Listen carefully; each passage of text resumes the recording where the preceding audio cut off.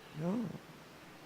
Cuando Jesús llega a mi vida es para que yo suelte todo, entre por la puerta, diga: te acepto como mi buen pastor, te acepto caminar por el camino que tú me diriges, te acepto caminar en tu verdad y acepto caminar en la vida que tú me das. Esa es la gran realidad del Evangelio. Ese es el verdadero Evangelio. Por eso yo soy un convencido que la decisión por Cristo es un solo día. Alguien me dijo: no, pero es que la conversión es poquito a poco. No. Eso es una canción de un mexicano, pero no es el Evangelio. Y por último, él dijo: yo soy la vid verdadera. Juan capítulo 15, versículos 1 y 5. Con esto termino. Yo soy la vid verdadera. ¿Qué quiso decir Jesús? Cuando Jesús habla de la vid verdadera, nos nombra a nosotros como ¿qué? ¿Qué somos nosotros? Pámpanos, o sea, somos ramas. Él es la vid, es el tronco donde va toda la savia del árbol. ¿Y esa savia a dónde va? A las ramas. Y de las ramas, y las ramas que comienzan a salir por medio de la savia, las hojas. Y la unión, y cuando las hojas salen, es un indicador de que lo que corre por la savia tiene fruto. Entonces, mira el vínculo.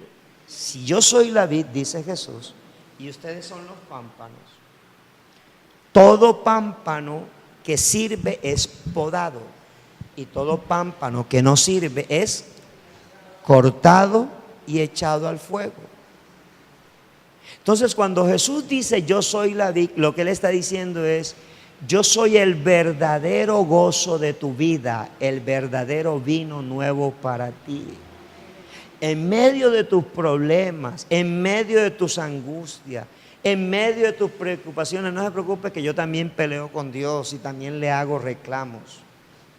Pero antes de acostarme y de irme a dormir, me acuerdo que Él es la vid y que como vid, Él sabe cómo se van a resolver mis situaciones y mis problemas. El que confía en Él jamás será defraudado. Amén. Pongámonos en pie. Padre, te damos gracias en esta noche, Señor. Gracias por hacernos recordar que tú eres el pan de vida, que tú eres la luz del mundo, que tú eres la puerta de las ovejas, que tú eres el buen pastor, que tú eres la resurrección y la vida, que tú eres la vid verdadera, Señor Jesús. Gracias por recordarnos, Señor, que tú eres todo lo que nosotros necesitamos, Señor. Te doy infinitas gracias, mi amado Jesús. Gracias por darnos lo que nos has dado. Gracias por esta salvación tan grande. Gracias por ayudarnos y enseñarnos que tú eres el camino, que tú eres la verdad y que tú eres la vida, Jesús. Nadie viene al Padre si no es por ti, Señor. Y la puerta del Evangelio, la puerta que conduce a la vida eterna, es angosta y es estrecha. Señor, ayúdanos y enséñanos. Señor, que esta enseñanza, Señor, no quede como letra muerta en los oídos de mis hermanos ni en los míos. Que esta enseñanza, Señor, se profundice cada vez más en lo íntimo de nuestro ser y nos ayude a crecer y nos ayude a entender que tú eres el Hijo de Dios, quien vino a morir por mí en una cruz para darme gratuitamente lo que antes no merecía: la salvación, la libertad, el no estar en más condenación eterna. Gracias, mi Jesús. Gracias, mi Jesús. Amén y amén.